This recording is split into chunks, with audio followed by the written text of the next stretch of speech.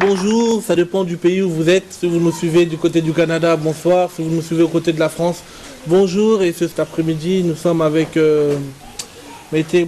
Bonsoir Chimay, comment vas-tu? Je vais bien par la grâce de Dieu. Ok.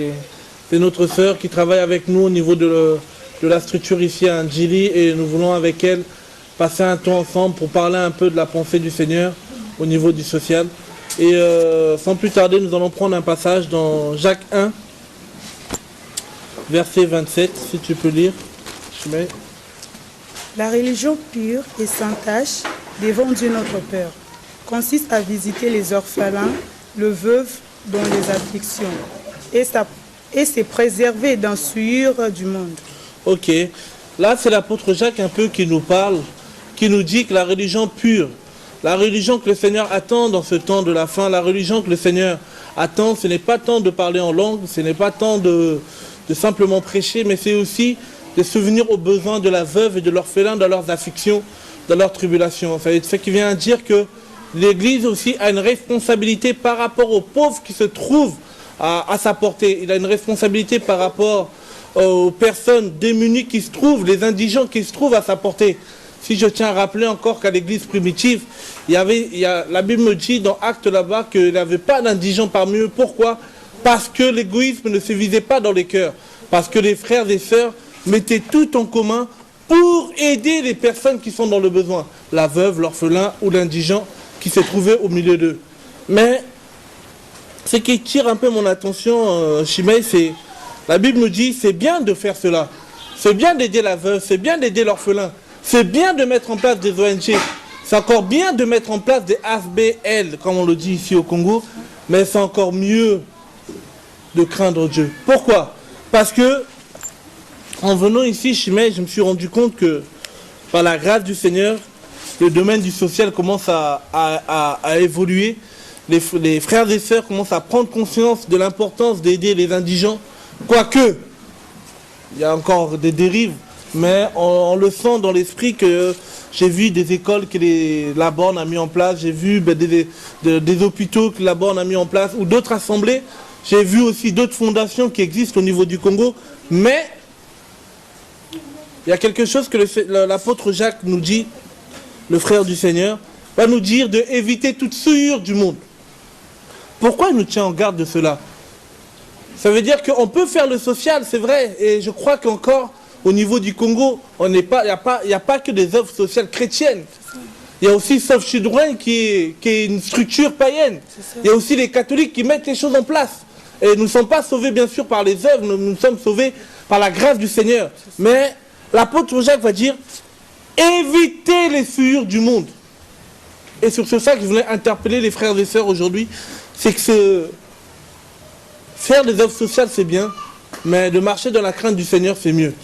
Et quand l'apôtre Jacques nous dit d'éviter les souillures du monde, on voit dedans l'intégrité.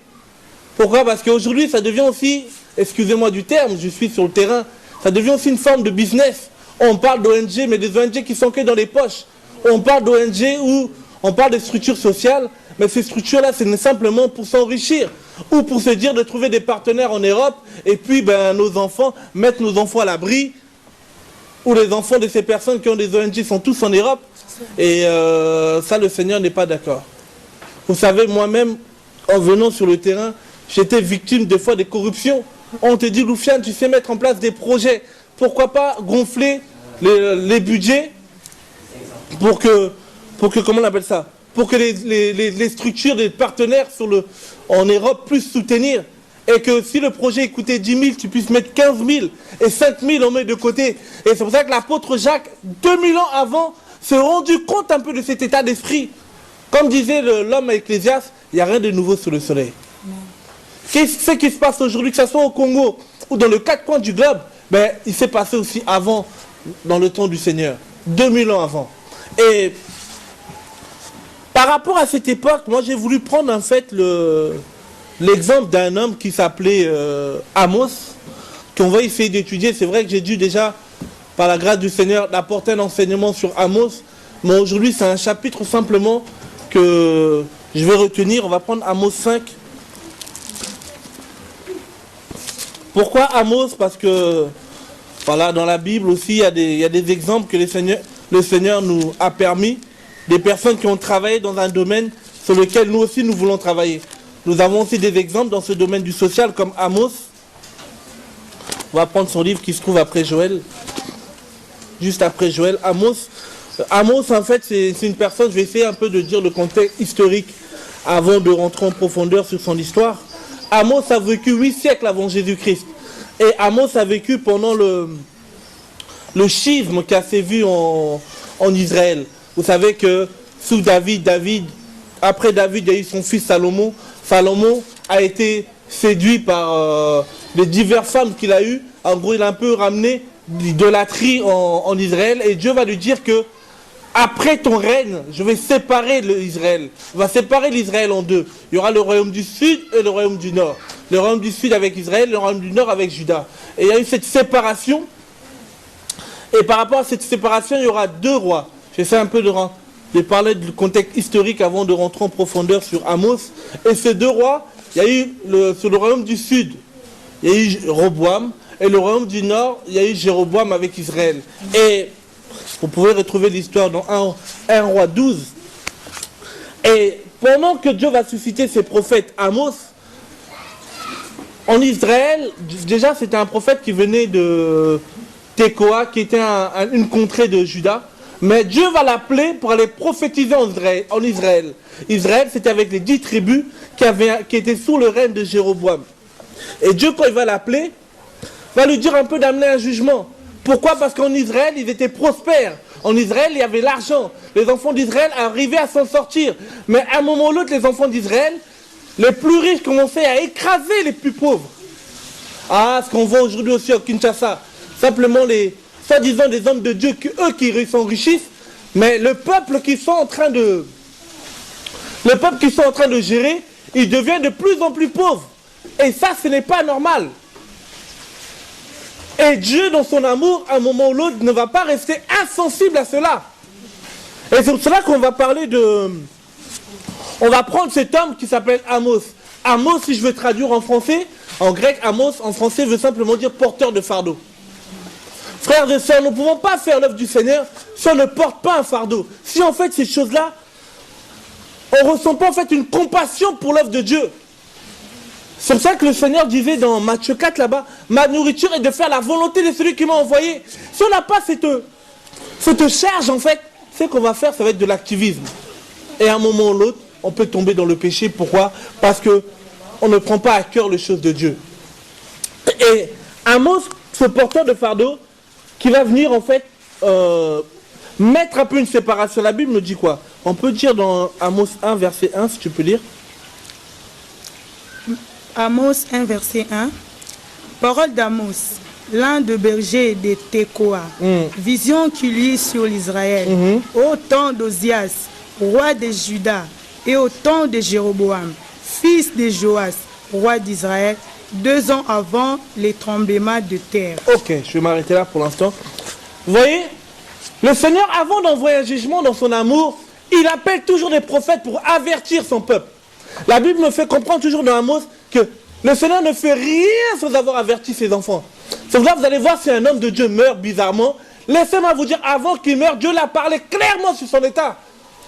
Même un païen, avant qu'il meure, Dieu va montrer des intercesseurs quelque part dans un pays que cette personne-là, je vais l'enlever. Avant que Dieu envoie un jugement quelque part, Dieu avertit. Mais combien écoute? Oh, qu'est-ce qu'on aime écouter les prophètes de bonheur qui disent que oui, demain tu vas te marier, comme si le Seigneur est mort à la croix simplement pour le mariage des gens. Ceux qui vont dire oui, demain. En fait, on n'a pas un message approprié par rapport au temps. On est à Kinshasa, on voit comment la pauvreté sévit les gens. Et de l'autre côté, on voit aussi comment la prospérité financière aussi touche les personnes. Il y a 2 extrémités. Et Dieu va envoyer Amos. Amos va annoncer le jugement. Genre aux enfants d'Israël, revenez à Dieu. Regardez un peu. Je vais essayer de nous donner des exemples pour voir dans quel temps Amos vivait. On va prendre un peu des passages par-ci par-là. Prenons Amos 2, verset 6, s'il te plaît, Chimé.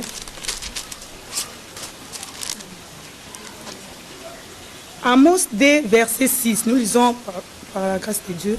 Ainsi parle l'Éternel, à cause des rois crimes de Juda, même de 4, je ne révoque pas mon arrêt, parce qu'ils ont méprisé la loi de l'Éternel et qu'ils n'ont pas gardé ses commandements, parce qu'ils n'ont été égarés par les idoles mensongères, après lequel leurs pères ont marché. Ok, vous voyez, là dans 2 verset 6, il dit, à cause de 2 ou 3 crimes d'Israël, je ne révolterai pas mon arrêt, parce qu'ils ont vendu un juste pour l'argent. Combien on vend des dons des frères et sœurs pour l'argent? Combien même on vend des justes à cause de l'argent dans ce pays? Et le Seigneur va envoyer ce jugement, il va dire dans le verset 6, et le pauvre pour une paire de sandales. Ça veut dire qu'on vend les personnes rien qu'à cause de l'argent.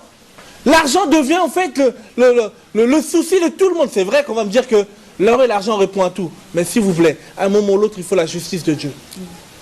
Si tu as 4 ou 5 voitures, frères et sœurs, tu ne peux pas donner à quelqu'un qui n'en a rien. Pour l'aider, et je ne vais pas encore rentrer. On va essayer de continuer l'enseignement avant de donner des exemples clairs.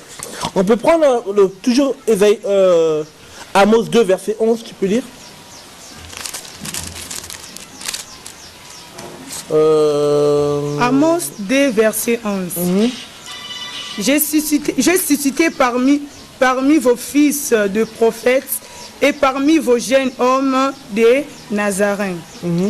N'en est-il pas ainsi, enfants d'Israël, dit l'Éternel. 12 aussi. Et vous avez fait boire du vin aux Nazaréens et aux prophètes, vous n'avez donné cet ordre.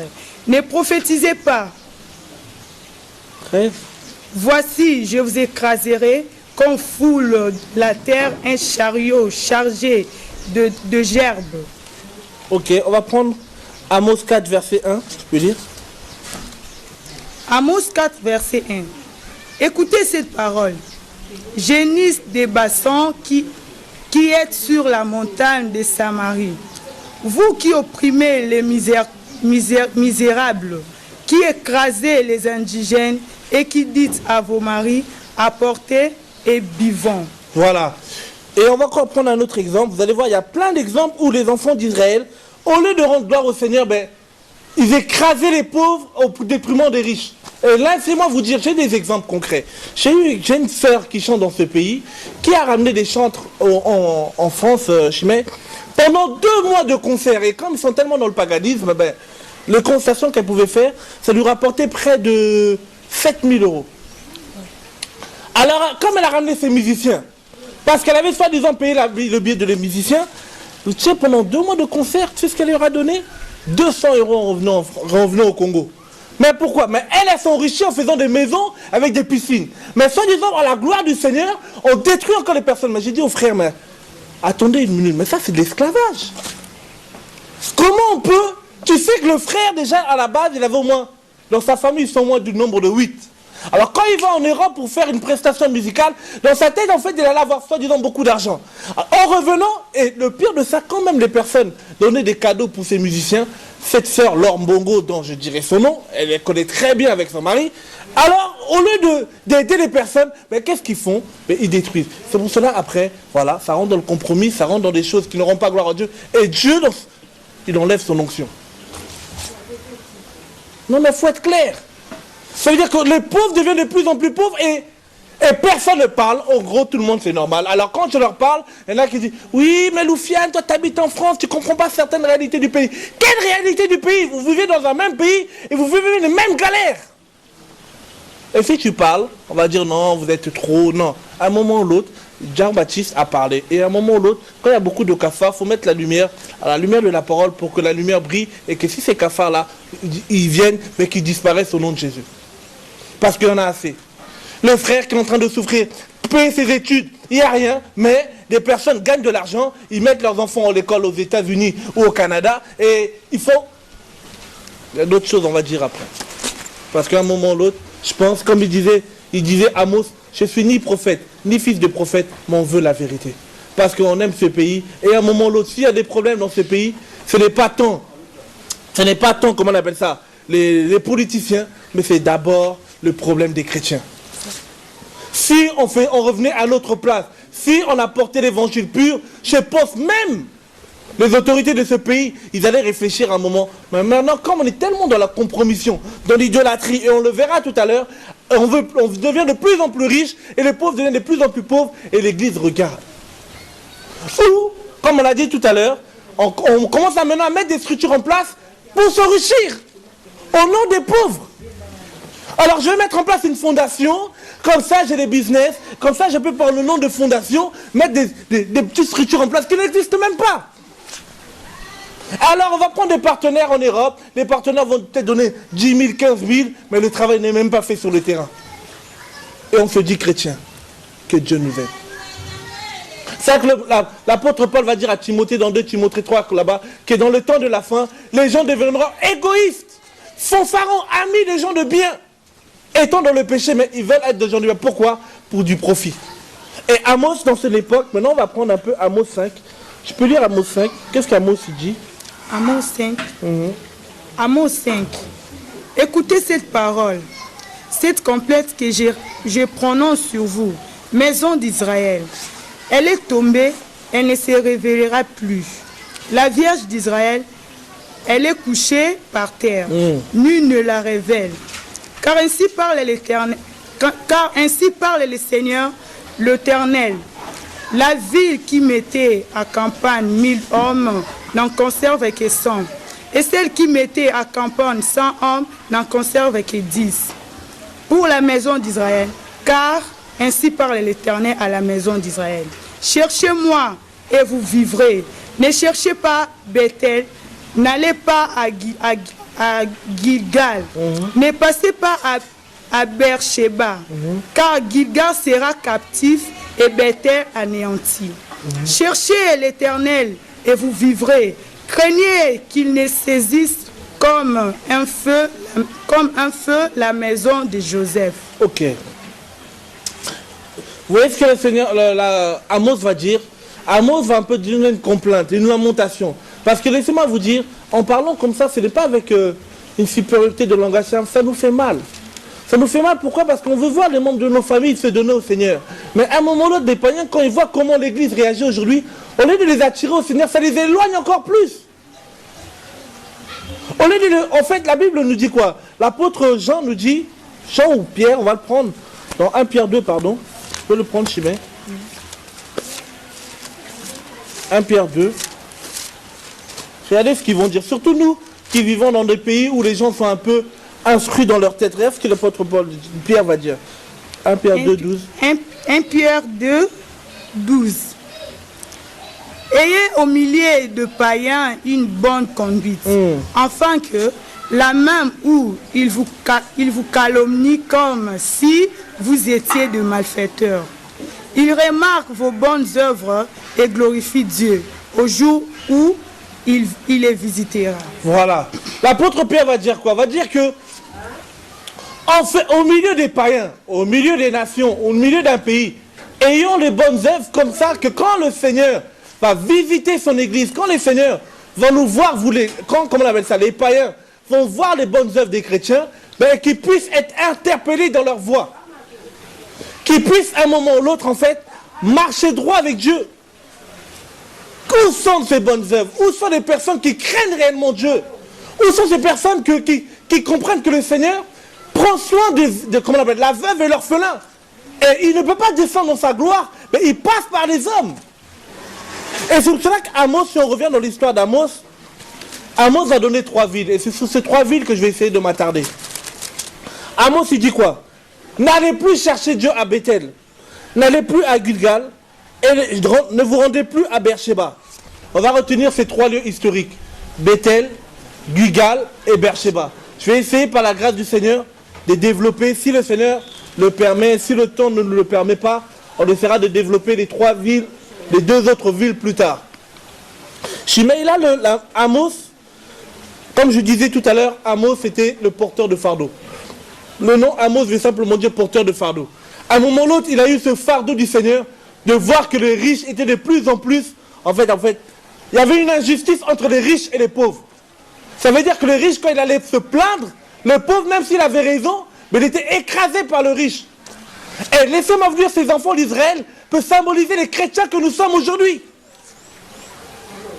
Où les riches, dans nos assemblées, sont plus considérés que les pauvres. Ça veut dire quoi? Un frère qui est même dans un péché, parce qu'il a l'argent, il va s'asseoir devant.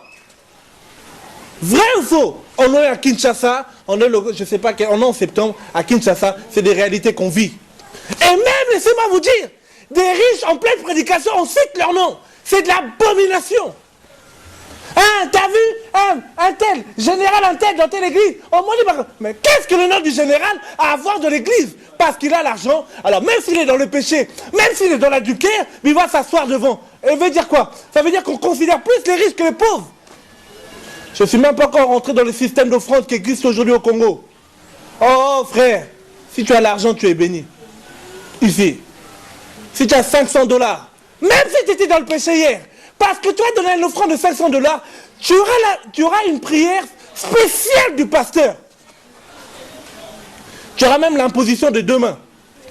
Tellement tu as donné les $500. Et c'est ça qu'il faut. Vrai ou faux, Chimay? C'est vrai. C'est ça qu'il se passe ici.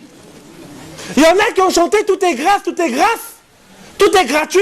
Maintenant, il faut des concerts 5 000 francs congolais. Nous, c'est ça au fêlé, mais concerne ça au fêlé. Ça, c'est une abomination devant Dieu. Amen. Pourquoi? Parce que je vois, comment il s'appelle, une soeur que je connais, ici au Congo, qui chante. Elle n'avait pas de quoi, même 5 minutes pour aller dans un concert. Ça veut dire les chégués qui ont besoin de l'adoration, ben eux, ils ne vont pas. Ça veut dire qu'ils sont obligés d'aller coulouner pour avoir 5 000 euros francs congolais pour aller écouter soi-disant une chanson. Tout est grâce, tout est grâce. Eh, frères et sœurs, ce qu'on chante, il faut le vivre. Tout est grâce, mais on dirait que la chanson n'est plus grâce. Il y a Ophélie, mais il y a Ophélie. Il faut se repentir au nom de Jésus. C'est pour ça qu'il faut des Amos. Pourquoi? Parce que plus on laisse des gens comme les Marcel Mbungu qui vont faire des concerts ici, $150, c'est une abomination. Les pauvres, il faut comment $150, frère. Frère, $150 au Congo, frère. On se connaît, papa. On va se voir en France et on va parler. Parce que c'est quoi? C'est devenu du business. La grâce est devenue une business. Mais des fois, je ne sais pas comment vous faites ici au Congo. Je suis venu de toutes les assemblées. 500 de... Au début, ça commence bien. Ah, tu dis vraiment ici à la parole. Mais avant la fin, frère, ici, il faut attendre jusqu'à la fin. À la fin, tous ceux qui ont $500, vous, boya. Alors, maintenant, le papa qui était hier en boîte avec ses $500, parce qu'il a l'argent. Il était en boîte, Makangu, lui-même, il a l'onction même de Salomon. Plusieurs femmes sur lui. Or que Dieu dit c'est l'adultère. Or que Jean-Baptiste va dire à Hérode, adultère, t'as pris la femme de ton frère. Quel est le pasteur aujourd'hui? Alors le pasteur, tellement il a $500, oui, il va te dire adultère en gros. Mais il ne peut pas dire à celui que ton argent périsse avec toi. Si tu meurs comme ça, tu vas en enfer, frère. Chaque culte, $500. Après, ça descend. Alors, moi, je me suis dit, peut-être ils vont arriver jusqu'à $50, 50 francs congolais, parce que les mamans qui vendent leurs petits trucs là, elles peuvent avoir peut-être une économie de 50 francs congolais, tu sais quand même à Bonza. Or que le Seigneur dans la Bible, on voit celui qui avait donné plus, et cette veuve qui avait donné que 2 ou 3 pièces, elle a donné mieux que celui qui avait donné plus. Mais au Congo, on a changé l'évangile. Alors 50, le pasteur va arriver jusqu'à 2000 francs congolais. Après, il part. Maintenant, moi, ce jour-là, j'avais que 50 francs congolais. Je n'ai pas eu ma prière, je n'ai pas eu mon imposition de main. Je suis reparti avec mes démons. Non, vous voyez ce que je veux dire? C'est pas moi, mais on se comprend. Et si tu parles, oh, vous parlez. Comme on dit ici, oh, Olobaka. Oui, on va encore Loba. Pourquoi? Parce qu'on en a assez. Parce qu'on veut que nos familles reviennent au Seigneur. Mais à cause des abominations, il y en a qui fuient. Et même si on va dire, on va parler, on est déjà mort. Tu veux mettre poison, j'y vais au ciel tout de suite. Et si je suis pas encore, c'est pas encore mon temps, je suis inconfamable au nom de Jésus. Mais attendez, qui va parler? Et Amos à un moment va dire, regardez, tu sais, si on va prendre un roi 12. Pour comprendre, on va commencer par le premier endroit, Bethel. C'est ce qui va se passer à Bethel, 1 roi 12. Bethel, c'est ce qui se passe aussi aujourd'hui. Bethel, si on se rappelle, avant de prendre 1 roi 12, on va prendre Genèse 35, avant de prendre 1 roi 12, pour commencer. On va commencer par Bethel, après on va à la Gilgal, et après on va finir par Beersheba. Ah, il faut la vérité, frère. On dit, vous connaîtrez la vérité vous affranchira. D'accord ou pas d'accord? On dit. Et vous allez vous dire, oui, toi tu n'habites pas ici, pourquoi tu parles? Laissez-moi vous dire, Amos était de Juda, mais Dieu l'appelle à aller prophétiser en Israël. Oui, je suis de France, mais quand on voit des dérives, on vient et on parle et on part. Genèse 35. Maintenant, il y en a qui vont dire, il se prend pour qui ces jeunes? Je me prends pour personne, je suis comme Amos. Ni prophète, ni fils de prophète, ni pasteur, ni je ne sais pas quoi, archibishop, ni me voici. Ah, Seigneur, non mais... Mais vous avez ici votre pays, non, pardon, vraiment, mon pays, je ne vais même pas dire mon pays. Il y en a qui s'appelle Voici l'homme. Tu le connais, non? Oui, je le connais. Voici l'homme, l'homme de quoi? L'homme de péché ou l'homme de quoi? On a des titres, vraiment, je dis, mais... Juste qu'il y en a qui va s'appeler Jésus lui-même. Voilà, je pense que c'est déjà arrivé. Mais c'est grave. Jésus se fait appeler fils de l'homme. Maintenant, lui, quand Jean-Baptiste il a dit, voici celui que vous devez suivre, lui maintenant dit, voici l'homme. Des titres romanies, mais... Et puis, ça prêche à la télé, ça dit des bêtises. Attendez, mais on est où là? On est où? On est où? Je suis jeune. Quels sont les exemples que je peux prendre comme prédicateur comment on appelle, dans notre pays, qui ont craint Dieu, et voilà. Quels sont les exemples qu'on peut prendre? Tu dis, ah, ce pasteur, oui, je parle peut-être de ceux que je connais, pasteur Vernon, bon, quand même, on voyait que, peut-être dans la forme, c'est pas, le fond était là. Qui on peut témoigner ici aujourd'hui? Qui? Denis, laisse-moi rire. Il a pris 10 ans là-bas, là. Voilà. Seigneur, son jugement vient. D'autres vont mourir avec la vaisselle. Pourquoi? Il y en a assez. Il faut des ministères qui disent, je prends ton onction, je pars avec. Et il dit à Dinabala, mais cette temps n'en est pas résolu, frère. On est ici. Dieu va susciter des personnes qui n'ont rien à faire de l'argent de quelqu'un. Ils sont habillés de peau de chameau, ils mangent que du miel, ils ne mangent pas vos mets du roi. Que Dieu nous aide. Genèse 35, à partir du verset 10. Aujourd'hui, on va tout parler. Hé, Chimay, moi là, bientôt, je dois tout parler. Tout ce que j'ai vu, c'est un bilan contre Dieu. Parce qu'on dit quoi? Pourquoi? Parce que toutes ces personnes, je vois aussi, ils commencent à faire des œuvres sociales. C'est bien, mais les sueurs du monde, il faut laisser. Ils vont faire des business avec des ministres, après ils vont en prison, et en prison, si un dolé, ils veulent commencer à prêcher. Or, qu'au lieu de se repentir, même dans le trou, ils sont encore dans le... Oh Seigneur, c'est pas possible. C'est-à-dire que, en fait, on est arrivé à des niveaux d'abomination. Frère, vous allez dire que Amos, 2 ans avant, il a prophétisé. Et la Bible nous dit dans Zacharie 14, il y a eu un tremblement de terre. Ça veut dire que quand Amos a prophétisé, c'est comme Noé. Tu vas parler, les gens vont dire, ah, Longwakuna, qui n'a qu'à parler. Mais c'est qui est sûr, Dieu parle à son peuple. Genèse 2, 35, verset 15. Verset 7. Genèse 35, verset 7. Il bâtit là un autel et il appela ses lieux et El Bethel. Car c'est là que Dieu s'était révélé à lui lorsqu'il fouillait son frère.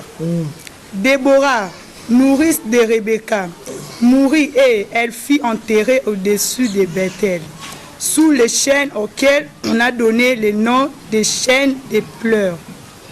Dieu apparut encore à Jacob après son retour de Padam, Aram, et il le bénit.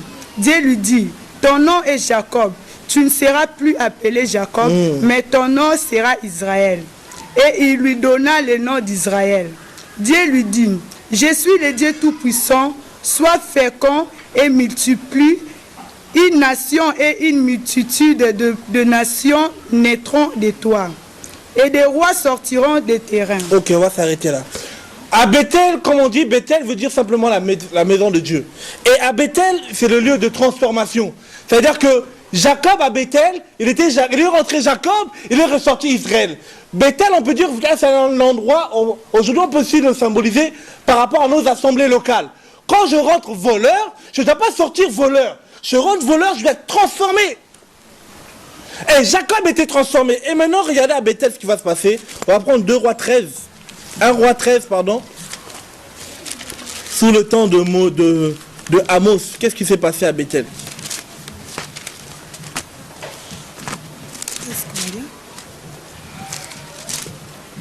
Un Roi 13. Même pas 1 Roi. 1 Roi 12, verset 25. 1 Roi 12, verset 25. Jéroboam bâtit Shichem sur la montagne d'Éphraïm, et il demeura. Puis il en sortit et bâtit Pénuel. Tu peux continuer. Jéroboam dit à son cœur. Dit à son cœur, l'orgueil. Ça commence là. Or qu'il a très bien commencé. On peut continuer. Le royaume pourrait bien maintenant retourner à la maison de David. Si ces peuples montent à Jérusalem pour faire de sacrifices dans la maison de l'Éternel, le cœur de ce peuple retournera à son Seigneur, à Roboam, roi de Juda, et ils me tueront et retourneront à Roboam, roi de Juda. Après s'être consulté, le roi fit 2 vœux d'or. 2 vœux d'or. Rappelez-vous, quand Moïse était là-haut, Aaron, qu'est-ce qu'il a fait avec les enfants d'Israël? Ils ont construit 1 veau d'or. Maintenant, Jéroboam, de peur, il va maintenant construire 2 veaux d'or. Pourquoi? Pour éviter que les enfants d'Israël partent encore à Jérusalem adorer. Parce que vous parlez, il y avait un schisme. Alors il avait peur peut-être de sa royauté. Alors on va maintenant faire 2 veaux d'or. Et qu'est-ce qu'il va dire? Et il dit au peuple, Assez longtemps vous êtes monté à Jérusalem. Israël, voici ton Dieu qui t'a fait sortir du pays d'Égypte. Il plaçant l'un de ses veaux à Bethel et il mit l'autre à Dan. Ce fut là une occasion de péché. Le peuple alla devant l'un de veaux jusqu'à Dan. Jéroboam fit une maison de haute lieu.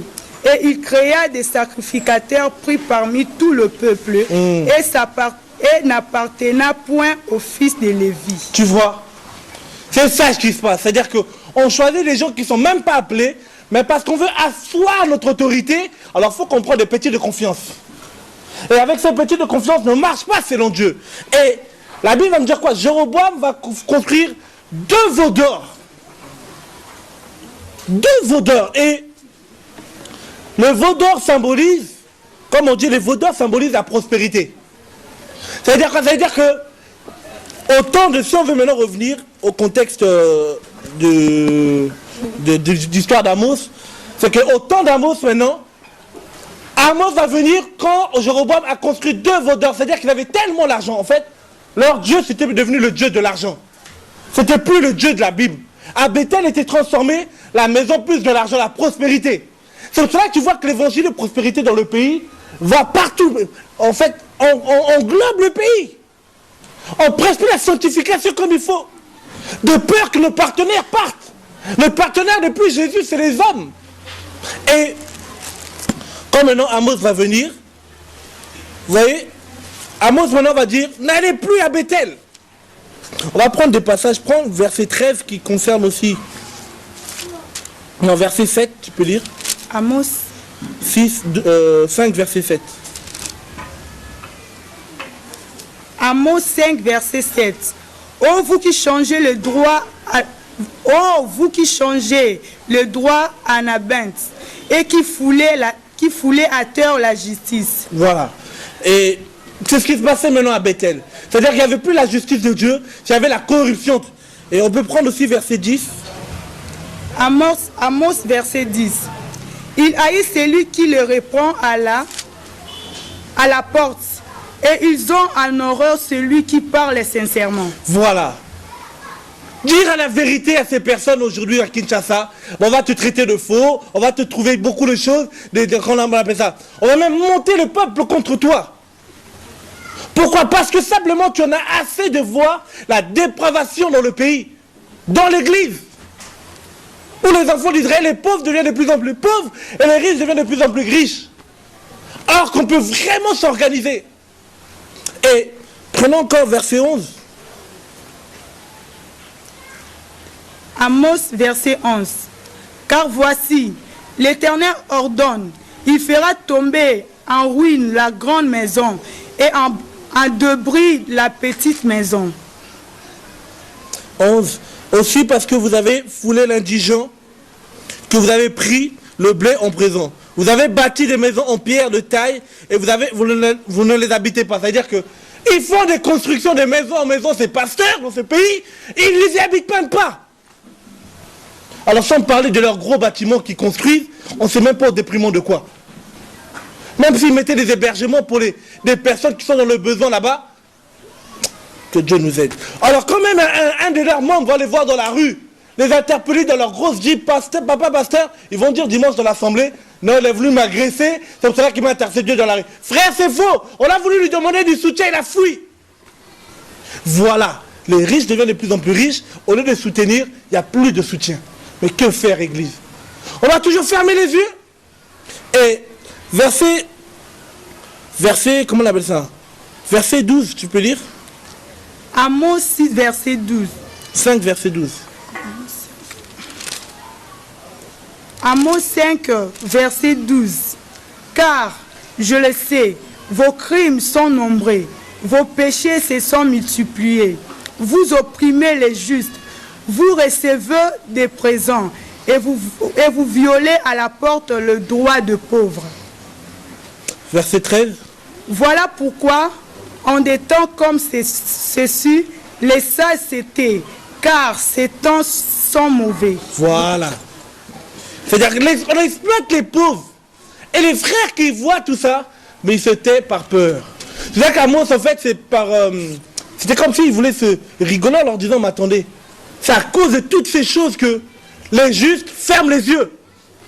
Combien dans nos assemblées, il y en a qui voient des dérives, mais parce qu'ils ont soi-disant dit, ne touchez pas au oint, alors ils ferment les yeux. Laisse-moi te dire, toi qui as accepté le Seigneur, tu es oint. Oint, ça veut dire c'est d'avoir accepté le Seigneur comme Seigneur et Sauveur. Il nous a scellés du Saint-Esprit. Ça veut dire que quand la Bible dit, le juste jugera de tout. C'est-à-dire que s'il y a des choses qui ne vont pas, tu as le droit de parler. Au lieu de se taire, parce que si on se tait, ben les gens vont encore continuer dans leurs bêtises. Et s'ils vont en enfer, Dieu nous demandera des comptes. C'est-à-dire qu'à Bethel, ben, les gens, Chimay, de plus en plus ils se taisaient. Or qu'à Bethel, c'était le lieu de transformation. Les frères et sœurs, n'oublions jamais, si on se convertit, c'est pour être changé. Si on se convertit, c'est pour arrêter le business. Si on se convertit, c'est pour arrêter le péché. Et dans nos vies, on doit voir le fruit de la repentance. Des vraies conversions. Non pas des adeptes. Des gens qui sont fanatiques de leur pasteur. L'idolâtrie rentrée dans l'église. Alors les pauvres maintenant, tout le monde jure au nom du pasteur. Au nom du pasteur Intello. Au nom du pasteur Intello. Moi j'ai dit à une sœur qui chante ici, je dis, le jour je vais entendre parce qu'on se connaît. Parce que même les chantes maintenant, ils disent aussi le nom de... tel frère, Dieu te bénisse. Frère, c'est dit. Dans la chanson du Seigneur, on n'a pas besoin d'entendre le nom d'un frère. Encore moins le nom d'un pasteur. Alors j'ai dit à la sœur, le jour où je vais entendre mon nom, franchement, je vais te gifler. Parce que pourquoi? Parce que l'adoration doit revenir à Dieu. Et à un moment ou l'autre, Amos va dire, pourquoi les justes se taisent? C'est ça qu'Amos a dit, n'allez plus à Bethel, il n'y a plus rien à Bethel. Ça se retrouvait dans les maisons, pourquoi? Parce que, il y a tellement de dépravation. Le péché a son comble, mais tout le monde ferme les yeux. Alors Amos va dire, le fardeau du Seigneur secouant lui va dire, n'allez plus à Bethel. Il n'y a plus rien à Bethel. Et regardez pour voir Bethel, Amos 7, verset...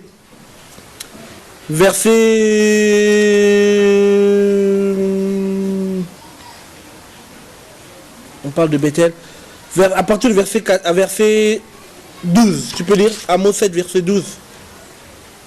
Même pas. Verset 10. À partir du verset 10. On va finir par là. Puis on va continuer avec le deuxième lieu qu'on avait lu, Gugal. Amos 7, verset 10. Alors Amathia, prêtre de Bethel, fit dire à Jéroboam, roi d'Israël, Amos conspire contre toi au milieu de la maison d'Israël. Le pays ne peut supporter toutes ces paroles. Car voici ce que dit Amos. Jéroboam mourra par l'épée, et Israël sera emmené captif loin de son pays. Et Amathia dit à Amos, homme à vision, va-t'en, fuis dans le pays de Juda, mange ton pain, et là tu prophétiseras. Mais ne continue pas à prophétiser à Bethel, car c'est un sanctuaire du roi. Ah! Or qu'on a vu dans Genèse 35, Bethel c'était la maison de Dieu. Maintenant Bethel est devenu le sanctuaire du roi. On peut continuer?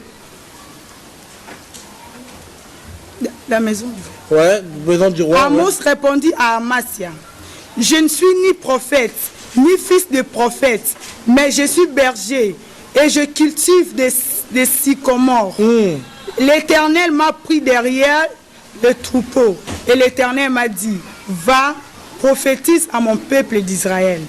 Ah, que j'aime cela. Où sont les Amos au Congo? Où sont les Amos qui parlent au nom du Seigneur? Où sont les Amos qui n'attendent pas d'avoir un titre? Non, il faut que j'attende de devenir pasteur avant de parler. Il faut que j'attende que je devienne prophète avant de parler. Frère, Amos va dire, je suis ni prophète, ni fils de prophète. Mais quand il y a des dégâts dans les églises, on doit parler. Et Amos va dire quoi? Regardez. Amathia était prophète, était sacrificateur à Bethel.